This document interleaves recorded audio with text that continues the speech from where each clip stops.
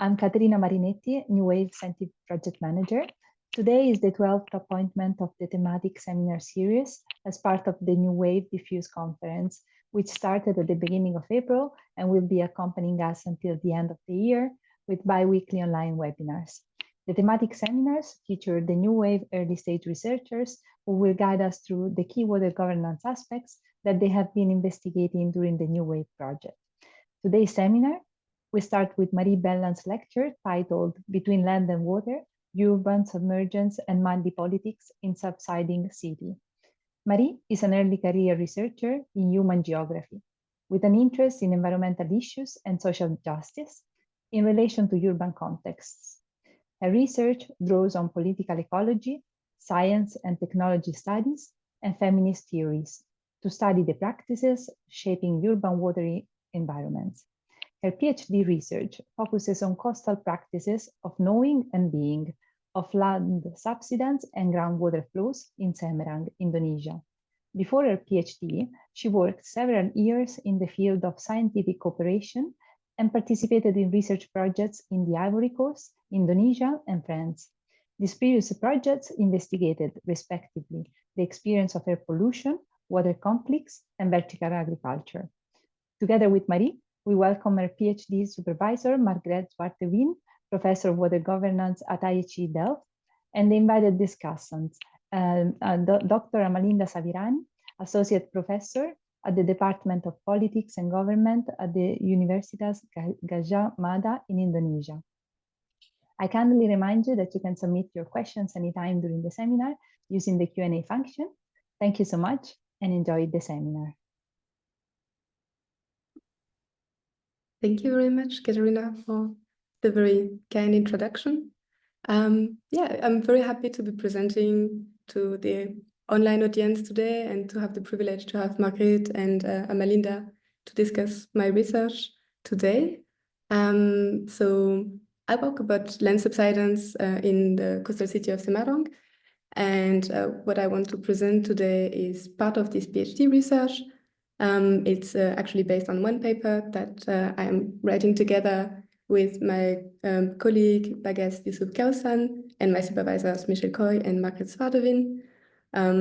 Yes, and I called it Between Land and Water, Urban Submergence and Muddy Politics in the Subsiding City. I thought I'd start with the idea of submergence and what I mean with that, and how it has shaped my research. Because actually it's a point that is a starting point of the research and something that I keep coming back to, the imaginary of thinking city, of thinking urbanized delta, and how it is inscribed in our imagination of climate change or future imagination. And I think this is also reinforced by the realization that there are hundreds of cities worldwide that are affected by subsidence and are therefore subsiding at rates that are faster than sea level rise. So studies like the one I retrieved this map from, they make the point that there are millions of coastal inhabitants that are at risk of being flooded in a near future. So coastal subsidence is mostly occurring when there is a specific soil structure, when there are thick layers of young sediment that are compacting on themselves on the ground. And this is accelerated by certain human activities, especially the extraction of groundwater, and then the weight of coastal construction on the surface. So there is this understanding of coastal subsidence as the process and the threat of losing ground to the sea. And I think it infuses how land subsidence is understood and how it is also being governed. So what I want to do with my research is to take issue with this narrative of losing land. Also because it comes with describing and taking an interest for spaces like the coast of Java in a way that already assume that there is a catastrophe that will come. I think it's very clear in this newspaper article that I have here from the National Geographic. And as a researcher, I also think that it tells us little about this subsiding area themselves, about the people who live there and how they might relate to land subsidence or to other coastal processes.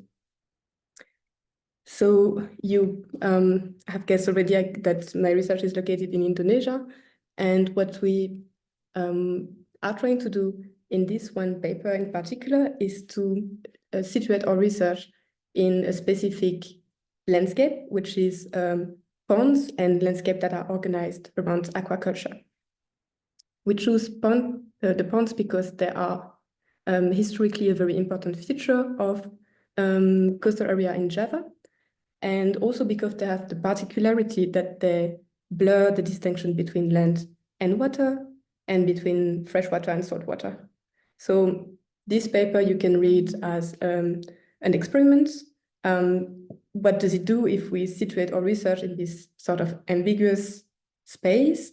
And if we mobilize the pond as a device that we follow, and what kind of understanding do we get from this landscape in the north coast of Java, and what kind of understanding do we get of what sinking or subsidence means? In terms of literature, we take help from literature that is mostly in geography and anthropology. And it's usually from researchers who have, similarly to us, an interest in places that are wet, like deltas or coastal plains or wetlands, and that might challenge expert knowledge because they are difficult to measure, for instance, and challenge governance because they are difficult to control. So the argument that a lot of those researchers make, as you can see here in those quotes, is that the divide between land and water is not universal and it's not always relevant, that it comes from historically specific ideal of modernity. It comes also from Western landscapes, and it is linked with the project of making dry land that can be rendered property. So there are a lot of very nice description of how projects like colonialism or nation building rely on the capacity to control wet landscape by purification of land from water or fresh water from salt water and so on. And oh yes, and then also are trying to develop other way of talking and describing this landscape that do not rely on the separation of land and water. And one of the terms that they use and that we take up in this article is the idea of the amphibious. So describing landscape as amphibious. In terms of methods, how do we do that? So most of my fieldwork I've done in 22-23. I had 8-9 months where I stayed in Mankan, which is this area you can see on the map in the northwest of Semarang. And here it is represented as a wetland, for instance. And I had a lot of support and collaboration with a coalition of researchers called Maleta di Segoro, whose publication I also very strongly recommend. And then I did mostly interviews and participant observation. And for this article specifically, interviews with people who used to work or are working or used to own ponds. To say a little bit about the city of Semarang itself, it's about 2 billion inhabitants. It's a city that developed around its port that you can also see on this map. And then through massive land conversion, it's also an industrial city, and you can see in pink different industrial real estate area. Yeah, and if we think about land subsidence, the rates of subsidence that are measured in Semarang are among the highest measured worldwide. Here in this map in red, I think everything that is red is above 10 centimeters a year. So you can just imagine how fast that is. So we had this process of following ponds over time. And when looking at how the north coast of Java and ponds were described during the Dutch colonial era, what we found out is that there are very homogeneous description of the ponds and of the north coast of Java as something that is a sort of indeterminate mass that is both too wet and too fertile and therefore threatening. More specifically, because these landscapes are marshy and there could be disease or epidemics, it's considered as source of danger or disorder when it comes to hygiene and sanitation. I put some quotes in that sense that I retrieved from diverse documents. And it's also a threat to public order because the state or the military could not intervene very quickly in this kind of landscapes. And then we sort of contrasted these accounts of the coast with stories that we heard from people who know the ponds. So I don't have quite the time to make a full history of the ponds as we do in the article, but I wanted to draw attention to certain practices that we called amphibious practices because they support the mixing of sediment, tides, land and water, and they support this amphibious ecosystem on the coast. So the way that the ponds traditionally work is that you have to nudge water flows through different places on this landscape. So basically, it is organized so that river and tides mix, forms brackish water. And then there is this very complex system of ponds with exchanges that are organized so that every pond is connected to tidal flows, tidal water. And this is a circulation of water that is material, but it's also symbolic. It requires some form of reciprocity between the ponds that are giving water and receiving water, for example, in the form of a fee. And then in the ponds themselves, what the workers do is that they harvest the tides. So the ponds are sort of, in the ponds there are traps, and then when the water is coming and it's rich with animals and it's rich with fry, then they come into the bamboo trap and you can retrieve that every day. So it really relies on the fact that the ponds is attractive for animals, especially prawns, like the black tiger prawn that you can see in the middle of the screen. And this is thanks to its sandy beds and also the fact that there are mangrove trees along the embankment of the ponds. And I also wanted to draw attention to practices that arrived a little bit later, and which is in 1998, this contestation movement that was led by fish pond worker and fish pond owners. So what happened is basically that they formed a coalition to protest the erasure of the ponds. So they identified that the development of a wood processing industry was causing erosion and affecting the ponds. And they allied with a legal aid organization to help to craft a plan for something that they call coastal rehabilitation. And this took the form of what they call the green belt, and that you can see here. So it's a combination of seawall and mangrove. And I thought it was a sort of noticeable coastal experiment in trying to come up with something of a bit more amphibious that would protect the coast. Most of this sea greenbelt is actually not to be seen anymore and has eroded nowadays. So the point that we make in the article is that sustaining this kind of landscape takes a lot of knowledge of the tidal flows and of the different space that they connect, and also how the relationship between pond walkers, tides, and shrimps are not fixed, and they are porous and being changed due to the influence of their environment and especially industrialization.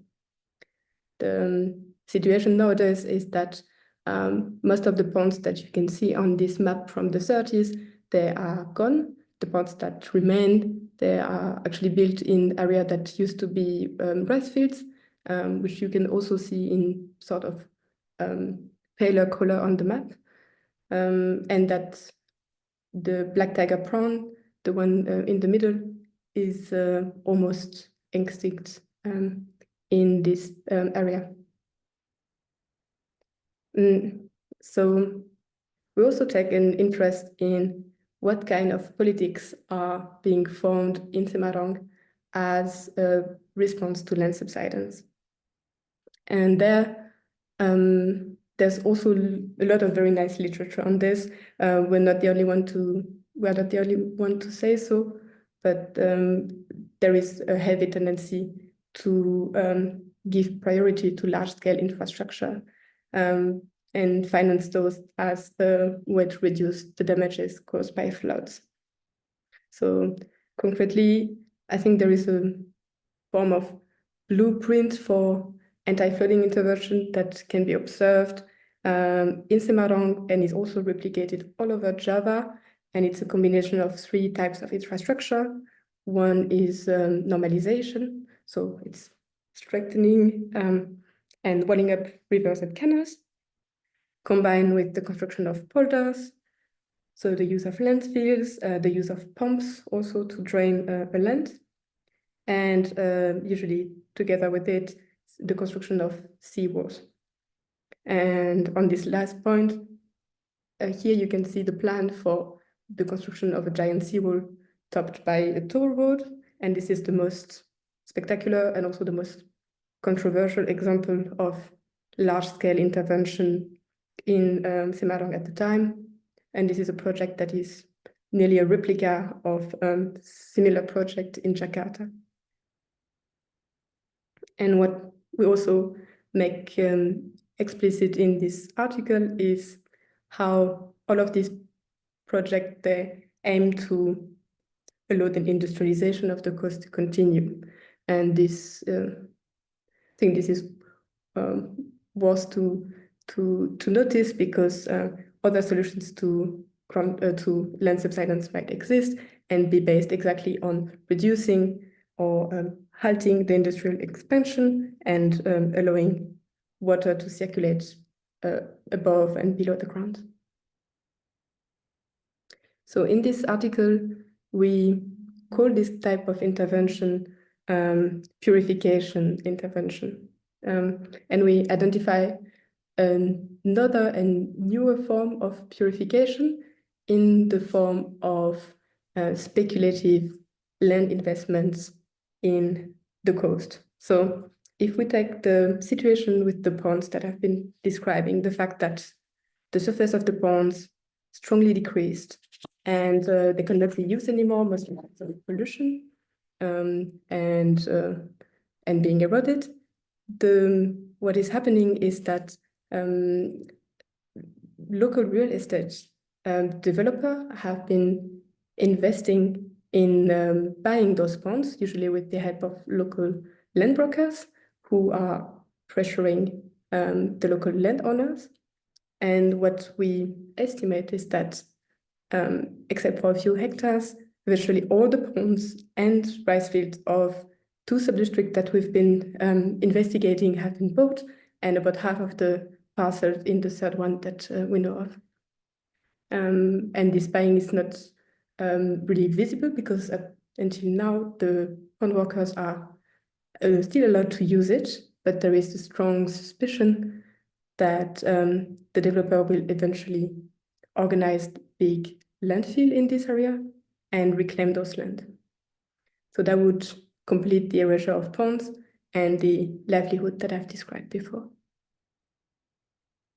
So based on this history of coastal area, we make the argument that the project of reclaiming amphibious area and turn them into stable land is something very central in the politics of the north coast of Java.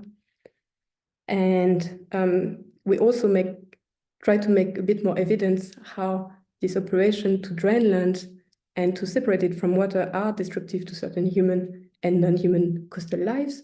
And to that, I would also add that all of the infrastructural intervention that I described, they always come with eviction. Here you have one example of a house that is half destroyed following the normalization of a river that you can see in the background. This kind of violence is also part of a routine in this coastal area. So this takes us to the conclusion. So there's a couple of different things that we're trying to do in the conclusion of the article. I think one, and this is not really new, but I think a point that might be important to say once again is that making the point that this blueprint infrastructural solution to tidal floods, the one that really relies on the separation of land and water, is degrading coastal ecosystem, it is creating economic unevenness, and it is erasing amphibious livelihoods.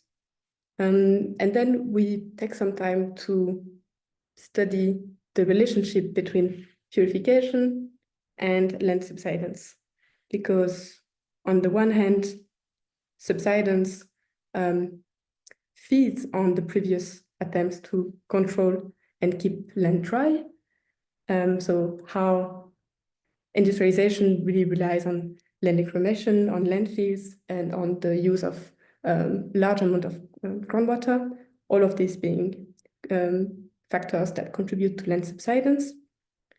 And on the other hand, the fact that land subsidence also allows the continuation of this purification project, because this speculative land acquisition that I described, it's only possible because the ponds are eroded and they cannot be used anymore. So that's a kind of relationship that we're trying to make a bit more evident in the article. And then we also move to what we're trying to do when we foreground these amphibious practices and this amphibious knowledge. So the fact is that the area that we're studying, they're not area where this purification project have been completed. So there is also something to say about the fact that amphibious practices or attempts to recreate amphibious relationship, they are persisting and they are still existing. So we hope that when we foreground those practices, like the shrimp breeding or the way of operating the ponds that I described, as well as the resistance effort against land reclamation, that this can help to think of a shift and another way of addressing the question of land subsidence.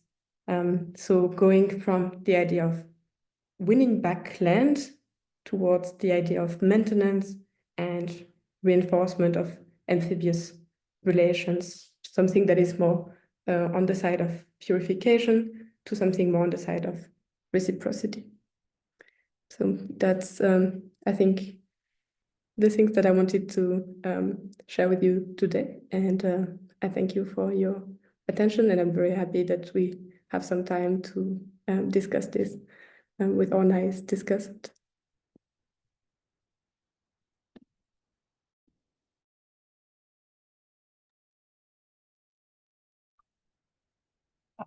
Katrina, I'm not sure whether I should immediately start. Yes, please, Margaret. Okay, so thanks, Marie, for presenting your beautiful work and your very thought-provoking ideas. At least to me, they make my mind go in full speed about what it means to abandon static categories, because that's basically what you are proposing. And I also like your questioning of how subsidence is normally defined, or how it appears in narratives of climate change. This threat of sinking or submergence, the risk of flooding and loss, how these are mobilized as a justification for, in what you call, projects of purification, projects that are intrinsically based on separating land and water and fresh water from salt water, keeping the boundaries separate.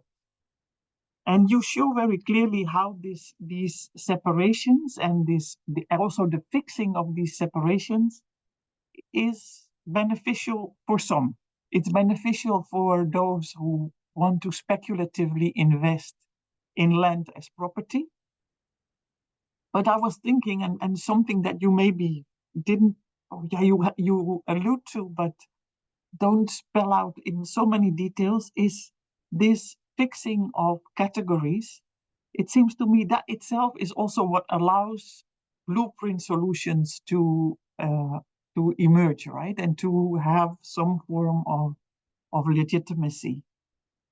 With because if land, water are treated as fixed categories that are the same anywhere, then the same solutions can also be applied in very different locations. So it also feeds in blueprints, and it allows, so that I think is also something interesting. And so I'm interested, this is not a question, this is just a reflection, and maybe you can say more about it. I'm just interested in whether you can say more about this link between purification and how to call it, property creation maybe, or profit making, or capitalism as a big word. So that's my first question. And the second question, I'm also very intrigued, and it's a related question. I'm very intrigued by what it means to think or know amphibiously, or how do you think when letting go of fixed categories, and what does that mean, and what does that mean for knowing? And I'm particularly intrigued by how you refer to Donna Haraway by staying with the trouble. You mention words like muddling through. Others have called this way of thinking itself amphibious, or they have said it's thinking in the thick of things. But you very clearly show that it requires attachment, connectedness, and it requires, or it hinges on, reciprocity, whereas the blueprint purification project, as you also show, hinge on separation, and they hinge on separation that leads to eviction, like you also show. So can you say a bit more about how, because thinking amphibiously then I think also challenges some deeply cherished principles of science, right? Or of scholarship. They defy, by defying easy ways of generalization, by prompting a rethink of what it means to compare across places. Yeah, those are my two questions, comments, reflections. And very large ones. Yeah, I did not go into the argument that we develop based on the work of Haraway in this presentation. So maybe I can explain a little bit about that and try to give a bit of context also. One part of the literature that we're interested in about this land and water divide is doing these critiques of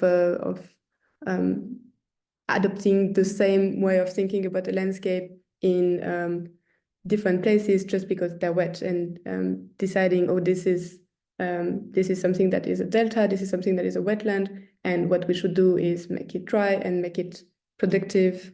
And then we try to link that with this argument from Donna Haraway that we should stay with the specificity of a place and not assume that one landscape, because it shares some characteristic with another, can be addressed in the same way. And that a landscape like the one that we study, that is organized around ponds, that you have to go into the specificity and understand those ponds, and you cannot just treat it like, oh, it's a delta and therefore it is this and this. Yeah, so that's for the context. And I think what it would mean to think amphibiously and to remove the categories that are not helping, like land and water, it takes a bit of a speculative jump, and that would be such a huge change. And I think that's something that's going to stay with me, or trying to really understand what is, for example, what is land subsidence if we don't use the category of land and water to define it. I think, yeah, that's still a work in progress in a way. I think it has to, it needs a bit to rethink when is water an issue and when is it not. Something that helps for me is to go back to the interview and try to, for example, understand the distinction between water as flowing and water as stagnating, and how this could be an issue. So flowing water is fine, whereas stagnating water can be a problem because it has impact on health, for instance. So thinking more from this category rather than wet is bad and dry is good. Yes, but it also perhaps means that thinking amphibiously in one specific area is different than what it would mean in somewhere else. So it's also multiplying the problem or the challenges as we go along. So, and just to make it very practical, Marie, what would that mean for the possibility of establishing a form of political solidarities between different, how can we call them? Subsiding communities? What is interesting is that I think this is happening also as we speak. I know there is it's starting also this year that there is some communities, especially by fishermen from around this area, that are having discussion with fishermen from another area outside of Semarang that is affected by land subsidence differently, and it's also slightly different types of subsidence.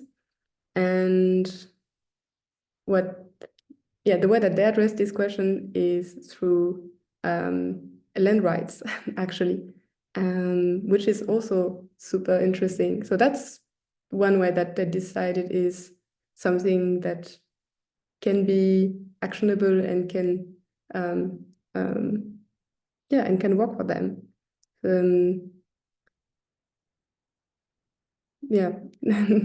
That's the one that I know about for now. And I guess there's more way of having this type of solidarity also. There's other example about making this solidarity between downstream and upstream, and then making this solidarity about groundwater and what kind of practices of conservation of groundwater upstream can then have benefit downstream. So this is more of a solidarity based on care and restoring certain type of infiltrations of groundwater and something like that. So many ways of doing this. Thanks, Marie. I think I'm very curious to know what Linda has to say. So let's give the floor to Linda. Thank you so much, Margaret. Can you hear me clearly? Okay.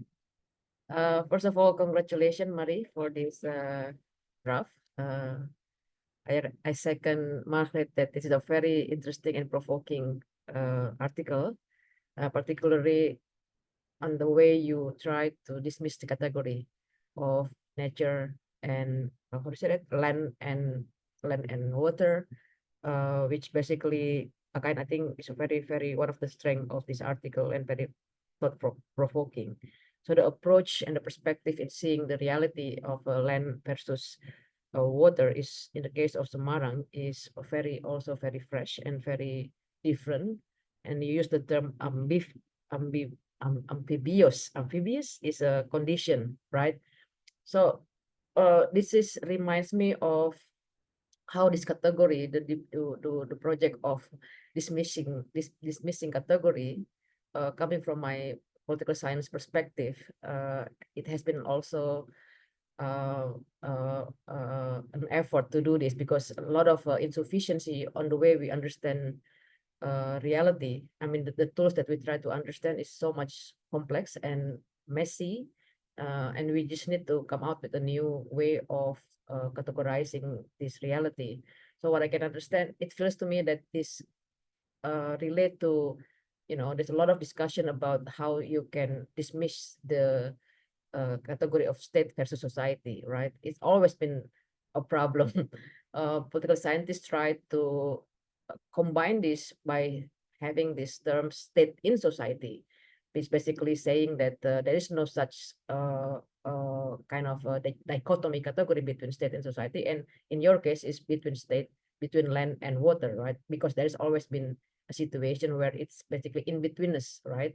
And then a lot of studies in political science, for instance, in the Africa, argue or label it the discussion on this institution in terms of twilight institution, which basically kind of again in betweenness. It's not really dark, but it's not really light. So, but it's really kind of twilight kind of. But then again, political science also needs to understand or to operationalize this approach, this perspective that there is no such thing as a dichotomy. But when I read your paper, it just reminds me directly to that kind of critical perspective on this so-called stiff category, fixed category, which is not really useful if you aim to understand like the whole things. And then the way because it's really dangerous, the way we understand reality always based on category, right? Whether state or society, and in reality, it's always a messy. State can be part of society, and society can also play a role or become, in a way, become a state. So again, reading your piece reminds me of this similar kind of critical overview happening in political science discipline that try to dissolve or try to seeing this category critically. In your case, is the term amphibious is a conditions quite similar from what my reading on different issues, of course, not really in the subsidence and nature or ecological destruction, but quite similar how it seems to me things travel right in between disciplines, that there has been a lot of critical view, a lot of unsettled from the scholars themselves on how can we understand reality and what category we try to do or to use in this and the way we understand the reality. So that's what resonate for me reading your paper, and again very much provoking on your argument about how things in Semarang is basically in betweenness, right? And I really like your title, which basically kind of reminds me of a book that James Scott wrote about seeing like a state, but this is not the state, but a pond. So that's my first point, Marie. My notes are mostly about kind of my own reflection, similar what Margaret already mentioned, that to me, it feels like, I mean, I really like Margaret point on what does it means, to abandon the category and how does it relate with the solidarity. But I will pick another issues.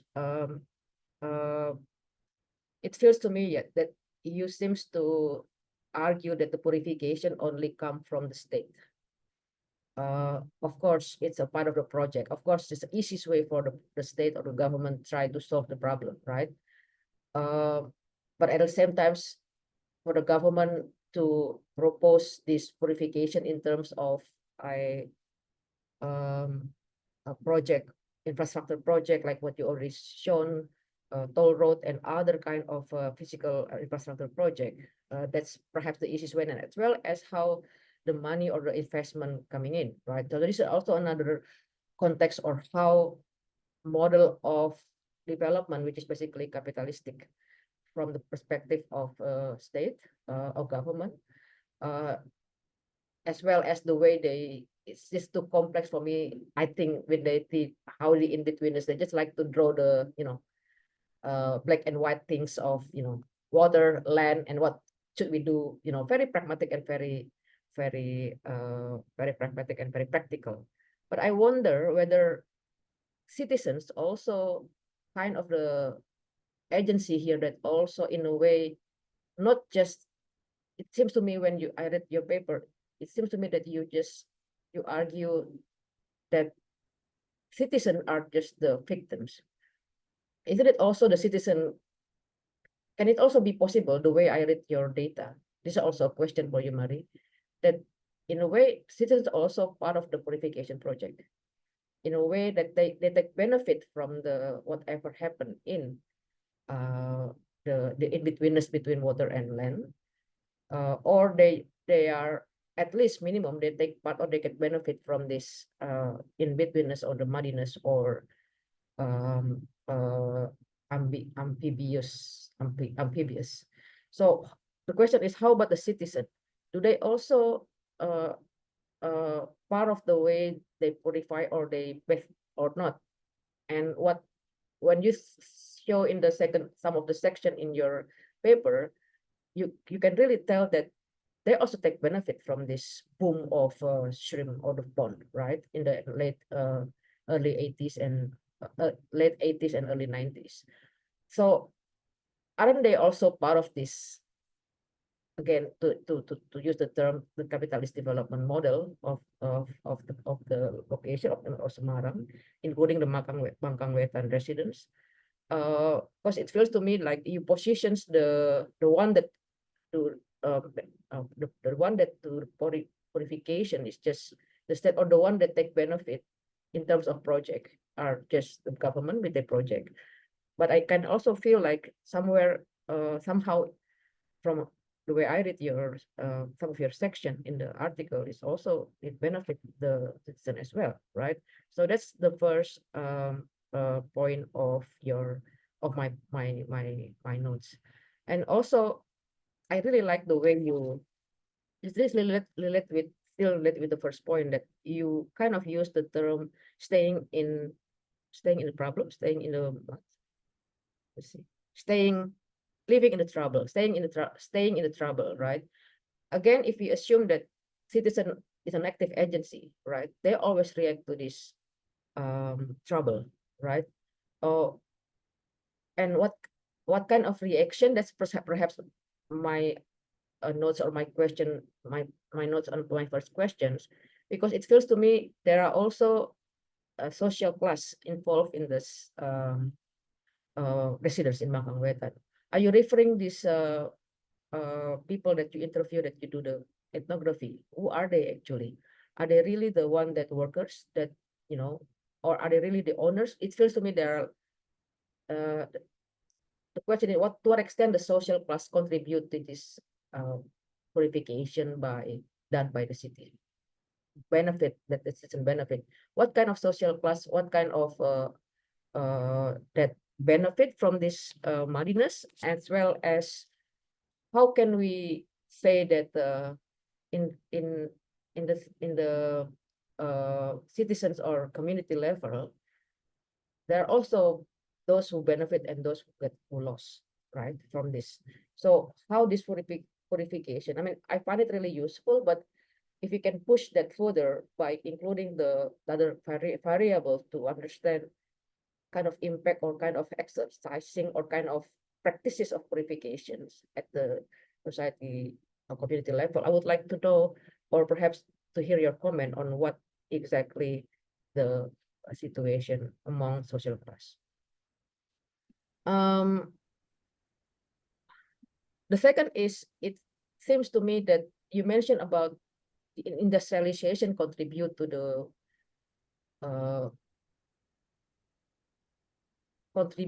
situation of land subsidence in the Mangkang Wetan, right? I wonder whether you can, this is also a question.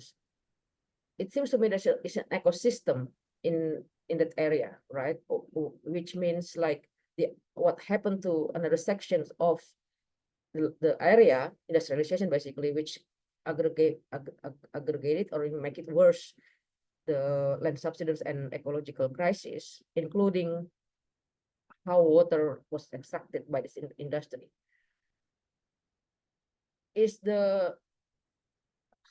How do we see the industrialization here? Is it part of the problem of ecological crisis, or is it also part of the way government or the way the purification project take place? Because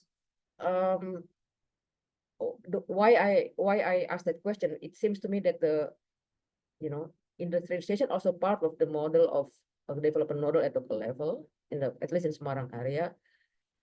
And it seems also to me that it includes this part of the purification where they clear out the land, right? And then, or at least sterilize the land, take the water out, build the area with a lock wall to protect the area for the industry, for the capitalist investment, to secure capital investment. And how can we understand this industrialization in the area where you did your work contribute to purification project that the government do, as well as how it can also contribute to the deterioration of the area, which create the muddiness, which create the amphibious. It's very difficult, Marie. Amphibious of your amphibia. I try to to repeat myself. Amphibious situation. So that's just my two notes, Marie. That perhaps I'm very interested to hear your comment. But again, I would like to congratulate you for this article, which is very, very interesting, and as Margaret said, provoking, make you thinking like, oh, this is a very interesting perspective on to see how things at the coastal area by having this perspective of what you call amphibious and what I call in-betweenness. Thank you. Thank you so much, Linda. And yeah, it makes me think about how to bring this kind of conversation, but in between the political science and the geography. I would love to do that with you. That sounds very nice. About your first point about how and if purification is also benefiting to some resident and is also done by resident, I fully agree with you. I think now for the purpose of the presentation, I handpicked a couple of practices that I called amphibious to, and maybe that I make too much of a contrast between those the practices of this specific group of residents who is working in ponds and the purification project that are supported by the state. But it's absolutely the case, and also try to put that in the article, and maybe it should be emphasized more. But there are practices of purification, or something that we call purification, that are done by the residents at different moments of the history. So part of it is, for example, in the 70s, when this urban area was growing, and there was a lot of people coming to this neighborhood, that they needed place to live, and therefore there was a lot of filling of ponds happening. And then exactly as you mentioned, the fact that there was a moment of intensification of the ponds and of aquaculture that happened in this neighborhood in the 80s, and that relied on closing the ponds to the tide, so also a sort of separation. So and also nowadays the whole thing with this normalization and the construction of the seawall is that it's also benefiting to some people at the expenses of others, and that's where the staying with the trouble is interesting, but also so difficult, because there is the argument that the seawall is going to cause erosion for the people who are not in the seawall, and it's going to allow some to stay on the coast, but therefore others will have to move. And it's a bit the same with the eviction for the normalization of river. It's cutting access to water for ponds, and it's causing eviction, but for some people it might mean that they are safe from river flooding. So yeah, this is maybe something that we should emphasize more or explore more also. We're not doing it with the categories of social class, but the factor of being a pond owner or someone who is working in the pond, I think that's a very important one. And then there's so many factors of people who, if they sold the pond at the right time, if they have the right connection, it's all of these kind of stories that are coming into play as well, to know who is actually benefiting from amphibiousness or purification. And about your second point, and industrialization, maybe one connection between the 2 points that you made is also how, I think in this article we mostly focus on the state, but it's also very clear, and there's very nice study about it. I'm thinking of the work of Yuki Pamana about how political elites and industrial are also colluding or working together to some extent in making this design for industrial area in the coast of Semarang, and how it is causing flooding. So there, the category of the state, and which actor we should be taking into account to understand what is the motivation for this purification project and how they are designed is also very important to keep in mind. And and then I don't know, maybe I should stop there for now. But I'm gonna keep thinking about your question for some time. Thanks, Marie. There is so far we have one, and thanks, Linda, for your insightful reflections and for also bringing your political science perspective to amphibiousness. That is indeed very interesting, and placing it in the and asking the question about the actors, who they are. I think Marie also shows in the that also sometimes the identities of actors themselves shift and change with changing water flows, which makes fixing them in one category also difficult. But so I'm truly enjoying the conversation. There's one question from one of the participants in the webinar. He is Abelardo Rodriguez. He is asking, or maybe Abelardo, I don't know, is it possible for himself to speak? No, eh? we can promote him to speaker. Let me see. Now we should be able to, if Abelardo unmutes, should be able to indeed ask the question. Unfortunately, from a webinar perspective, we cannot see them. Okay. Because that's easier if he asks his own question, right? Yes, I'm trying to see. Abelardo, can you try to unmute yourself and speak? Hopefully he's there. Yes. Okay. Yes. Yes, thank you very much. This is a very interesting presentation.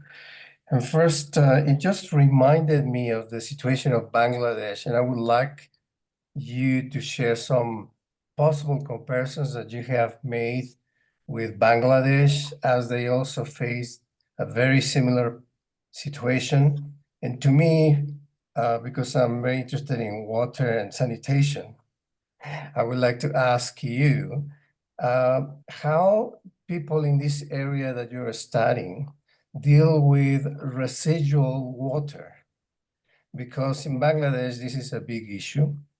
How do they deal with the residual water? And the other one is they talk to us about the governance of these people.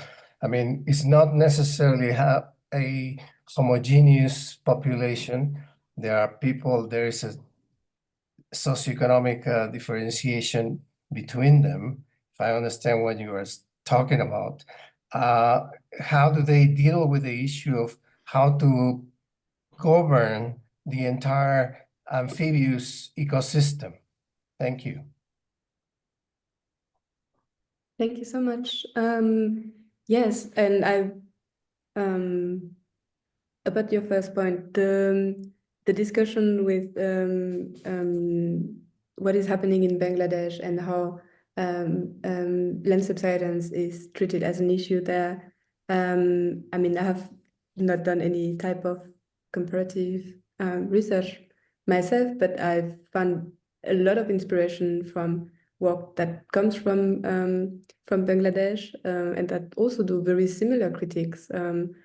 For on one side, from making Bangladesh this kind of poster child for climate change, which is also happening a little bit in Semarang and other places in Indonesia, and which is also a bit misleading in how it identifies some of the problems there. And I find it also very interesting to notice how a lot of the literature that helps me to think about the case of Semarang is also coming a lot from South Asia and Southeast Asia.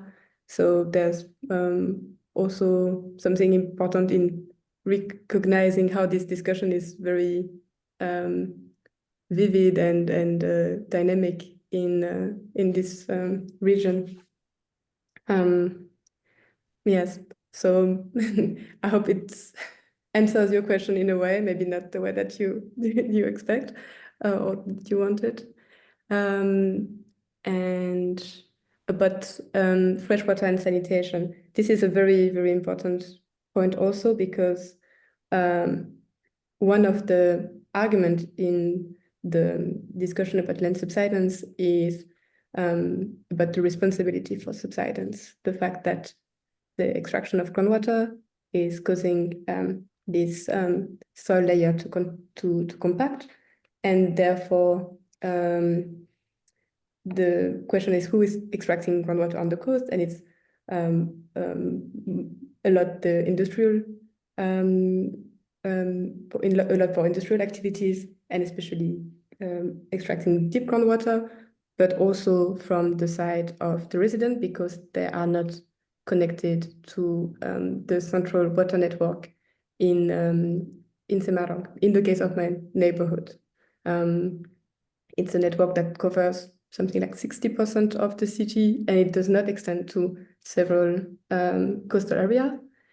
And when it does, there's also an issue of quality and reliability, and it's rather expensive, so it's often not the preferred choice for residents, and they prefer to use groundwater from either individual or collective wells. So it's been shallow groundwater for a longer time, but it's tending to become more and more about deep groundwater because the quality of shallow groundwater is diminishing. Yeah, those are very important questions. And then one of the point that we're making in the research that other colleagues in Semarang are also trying to reassert is the fact that there is this lack of option and this lack of good access to water and sanitation in the coastal area, and that there needs to be investment on this side to make it available for coastal residents, to make sure that the piped water system is also one that is not drawing too much from groundwater itself, because it uses fresh water and surface water, but not only. Yes, and then sorry, your third point, I think, was also coming back to differentiation within the resident of the neighborhood or the coastal area where we do research. Again, very nice and important point to underline again. What can I say? Yes, maybe one thing to underline that is also important is that there is a bit of a demographic change happening with more and more people coming in who from actually more rural places, and then when they come to Semarang, they usually come to this sort of peri-urban neighborhood because they're rather calm and attractive. So actually the population is growing in those places, and it's usually young people who are going to work, who are coming to work as employee in nearby industrial area, and it's a lot of young women as well who are working at in those companies usually before being married. So yeah, then this is the question of what do you do with this population? Do you make some distinction also based on this background or not? And then it's also a challenge for the researcher, because my research is clearly located with a specific group of residents who are very knowledgeable about their environment, but this is not necessarily the case of people who are walking outside of this neighborhood and are not spending a lot of time. So that could be a whole other research topic, actually, what kind of contact with this amphibious environment do they have? And then you could also take into account the fact that there is some tourism based on fishing, for example, that is also happening locally. Yeah, what kind of activity, what kind of engagement do other people in this neighborhood have about amphibiousness? Thank you. Thank you for your question. There's another. Thank you, Abelardo, for making the connection to Bangladesh. That is very pertinent, I think. There's another question by an anonymous attendee, so we cannot ask that person to speak for him or herself. But the question is about, I'll just read it out. Could you elaborate a bit more on how you intended the notion of Haraway's staying with the trouble in this context? Is it a useful lens to look at specific case studies aside from this one? The second part is is very nice, but also very it's so broad. I don't know what I can say to that. Yeah, in the case of how we refer to the work of Haraway in relationship with amphibiousness, I think it's really about this trying to stay with the specifics. So looking at this landscape not under a category of, oh, this is a deltaic plain and therefore it has this and this category, but really trying to stay with the specificity of the place. And then also maybe something about acknowledging how the maybe something about how the practices that we want to that we are interested in and that we think are fair or sustainable or that we want to support in a specific place, they also always come with their own trouble, right? It's not, nothing is really black and white, and there's always that we should not shy away from the ambiguity that are in our case study. So if we look at how, for example, there might be movement of resistance, then also try to understand, not make it a category of how this is something that we're going to support because it is good, but also understand its own complexity, the different interests that are within it, and how it always comes with some friction, right?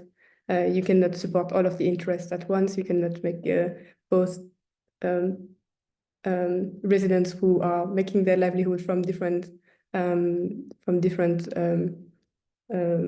activities, and the mangrove and the shrimps and different ecosystem having always a beneficial relationship. There's always some interests that are going to be divergent, and then not but trying to stay with those questions as well. That's how I see it in this case. Yeah, thanks, Marie. I think it also is a warning against reasoning from a not yet existent idealized future, right? That could be brought about by whatever solution is proposed, because that is, of course, often those who come with solutions, that is their way of reasoning. The solution will bring something beautiful, and then you see the present through the lens of the ideal world that the solution will bring. I don't know whether the anonymous attendee is happy with this answer. Difficult to know, but we don't have any more questions. If people still want to ask questions, this is your opportunity. You can ask them in the Q&A. And if not, I'll just hand over to Katrina, thanking once again Marie for a very nice presentation with wonderful slides, and thanking Linda for a very insightful and deep, provocative response. And I echo your words, Margaret, and I thank you for a very enjoyable moderation and insightful remarks as well. Let me just share my screen for a last round of promotions on the next seminars. So this was the one of today. And again, thank you to all the speakers, but also to all the participants who have joined us today. And perhaps if you still have questions and there was no time for you to elaborate, who knows, maybe you can reach out to Marie through her papers and ask more questions to the team. I hope you have enjoyed this seminar as much as I did on the backstage, together also with my colleague Arianna, who's helping us to maintain the seminar series on a weekly basis. And I hope you will stay with us also for the next seminar in the lineup. And this brings me to the next one, which will be with Prita Dar on Wednesday, 6 November. And she will speak about public service, private interest, and an illusion of accountability. Reflections on governance reforms in urban drinking water supply in India. And together with her, there will be her PhD supervisor, Professor Peter Mollingham, and there will be an invited discussant, Sigit Cariadi Budiono. I always invite you to consult the lineup of the last seminars. We are 4 seminars to go to the end of the series until December, mid-December. And of course, if you have missed any seminar or you wish to rewatch any of them, you can do so on our NEWAVE YouTube channel. I finally take the opportunity to thank all the host institutions and the partners of NEWAVE, as well as to acknowledge the European funding for the project. And as usual, I invite you all to stay up to date via our channels and the newsletter. Thanks a lot and see you next week. In 2 weeks, sorry. Thank you. Thank you very much. See you again.